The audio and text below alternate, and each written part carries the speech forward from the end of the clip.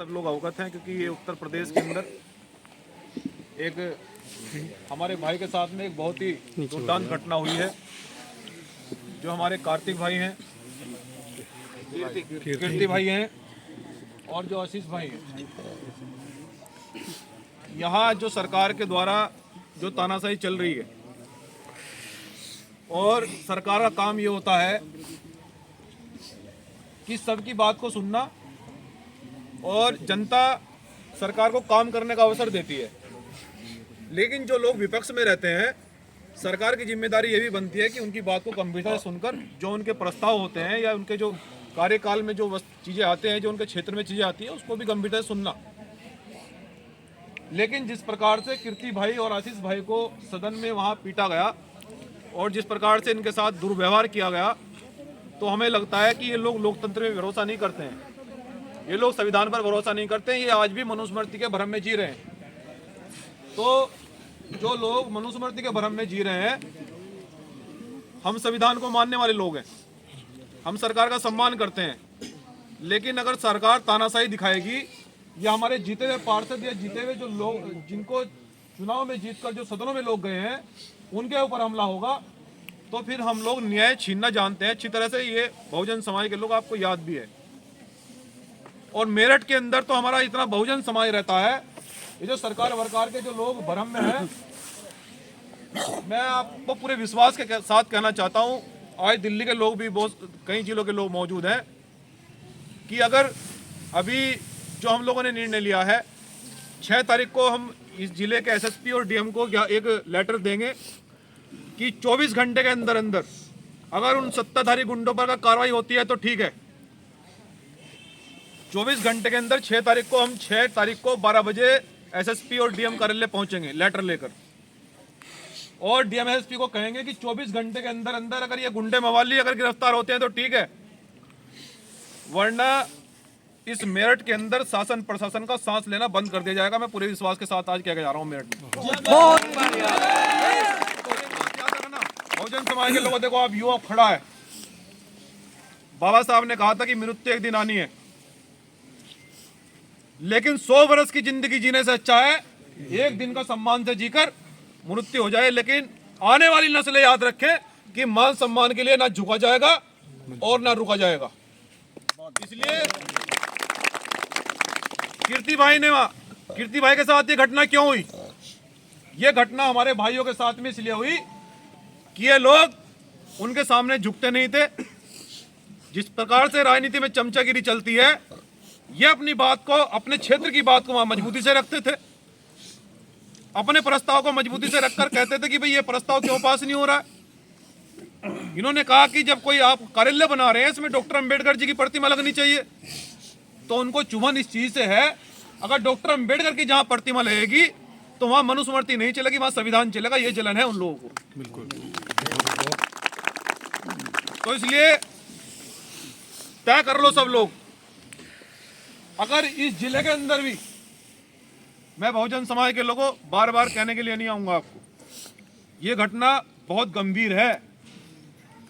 इस जिले के अंदर, ये पश्चिमी उत्तर प्रदेश के अंदर हम लोग इतने रहते हैं कि 1 घंटे के लिए रोड पर बैठ जाएं, ये सत्ताधारी लोग हाथ में चप्पल लेकर, ये है ना, उत्तर प्रदेश के बाहर भागते हुए दिखाई देंगे आपको। 1 घंटे के लिए जिस दिन आप रोड पर बैठ गए, तो इसलिए परेशान होने की आवश्यकता नहीं है।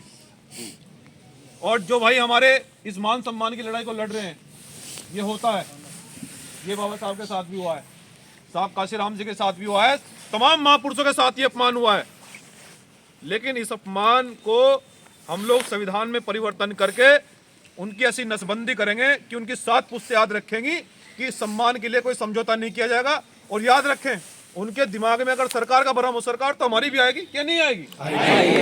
तो हम तो पहला पक्ष तो हम सरकार पे छोड़ना चाहते हैं, अगर वो न्याय करना चाहते हैं, सरकार तो हमारी भी आएगी। तो हम तो ये चाहते हैं कि अगर सरकार को थोड़ी शर्म लिहाज है तो सरकार न्याय करे, यहाँ का प्रशासन न्याय करे।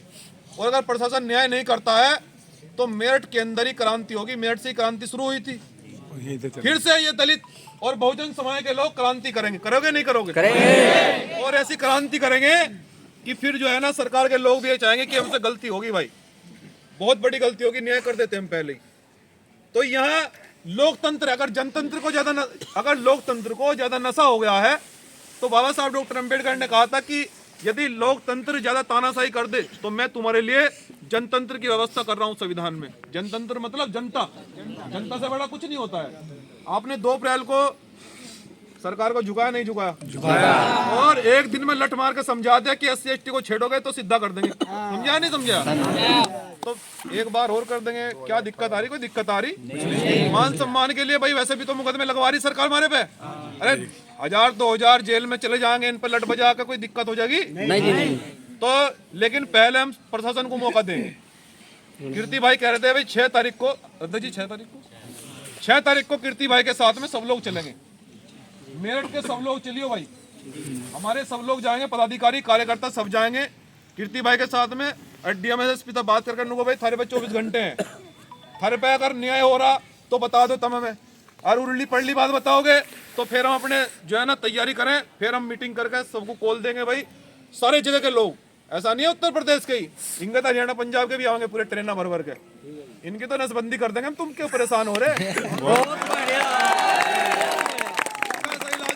सोचेंगे भाई दिक्का भाई पंगा गलत ले लिया। और वह कहावत है, फिर लोग नु कह जी हर जगह ये बात कह दें, हम उसी कौम था में, किस कौम थे?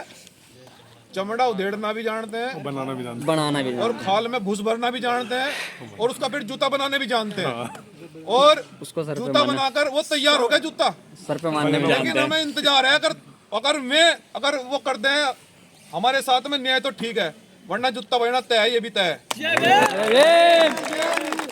आप सब लोगों को, हम लोग संविधान को मानने वाले लोग हैं, संविधान को मानकर हम कीर्ति भाई के साथ में 6 तारीख को DM और कलेक्टर तक मिलने जाएंगे।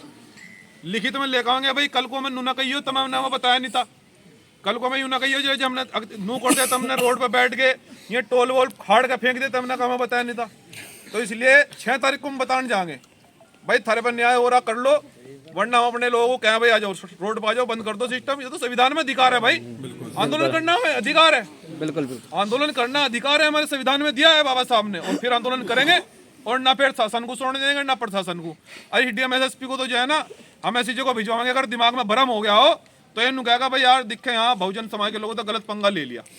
ठीक है भाई, तो 6 तारीख को तैयार रहियो, कोई भी आदमी घर ना रुके। ये मान सम्मान की लड़ाई है, और मान सम्मान की लड़ाई में साथियों न्योता नहीं भेजा जाता है। और कभी भी, मैं आगे से एक बात और बता रहा हूँ, इस इंतजार में मत रहो कि आज उस भाई का घर चलाया कि मेरा घर कब्जे लगा, इस इंतजार में मत रहो। बाबा साहब ने कहा था आप सब लोग शिक्षित भाई हैं, हमारे परिवार है, मेरा परिवार हो, मेरा खून हो आप। हम आपकी लड़ाई को 24 घंटे बड़ी ईमानदारी से लड़ रहे हैं, आप जानते हैं। लेकिन मैं कहना चाहता हूँ कि समाज के लिए समय निकालो।